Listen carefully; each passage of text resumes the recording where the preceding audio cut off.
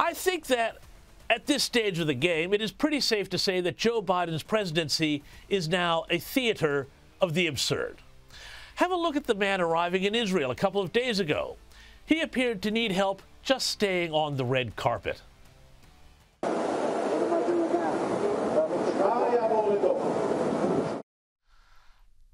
And then he got confused and tried to, I think, go off with a female military officer.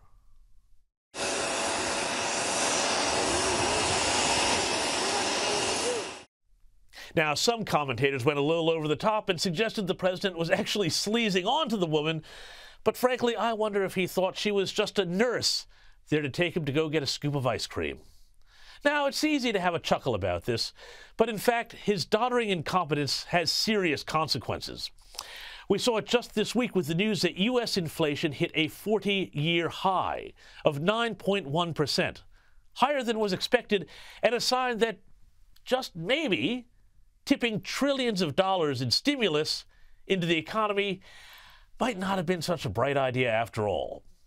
No wonder most Americans think the U.S. is in actual full-blown recession. And even worse than the headline inflation number are the underlying figures for some of the staple products Americans need to survive. Overall food inflation up more than 10%, chicken up 18.6%, milk up 16.4%, and eggs up a whopping 33.1%. Petrol and fuel oil to drive cars and heat homes are also up too. And that, together with rising crime, homelessness, dysfunction, global chaos. And it is no wonder that not only are Joe Biden's approval ratings in the toilet, but that nearly 2 out of 3, 64% of Democrat voters say they want someone else to run for the White House in 2024. Now, we're going to talk about this more later in the show, but you can already see the Democrats trying to work out who they can put up. But the problem is, they don't have a very deep bench to fall back on, because for 20 years, the assumption that Hillary Clinton was destined for the White House scared off a whole generation of senators and governors who would have been tested, built national profiles, and be ready to go for the brass ring on the night.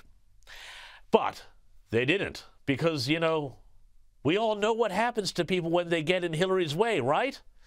Yeah, let's just make sure this camera stays on me, if you know what I'm saying. Anyway, that's why it's curious to see Democrats drop a poll which suggested that Kamala Harris might beat Florida Governor Ron DeSantis, who is the choice of an increasing number of Republicans who have become disaffected from Donald Trump. Now, it is particularly interesting, too, that the media has been so receptive to these stories, because my understanding is that they are pretty upset that the White House has not led a more forceful fight on the issue of abortion after the Supreme Court handed down its Roe decision a week or so ago. But if we keep seeing these sorts of stories, it will go to the theory that the Democrats are looking to convince Joe Biden not only not to run again in 24, but possibly even to go before his term is up on health grounds to give Kamala Harris a clear run in 2024. But that's assuming he goes quietly, which doesn't seem likely given his snarling and snapping reaction to a reporter who asked him about the polls this week. Have a look. Mr. President, what's your message to Democrats who don't want you to run again? They want me to run. 2/3 say they don't. Read the polls. Read the polls, Jack. You guys are all the same. That poll showed that 92% of Democrats, if I ran, would vote for me.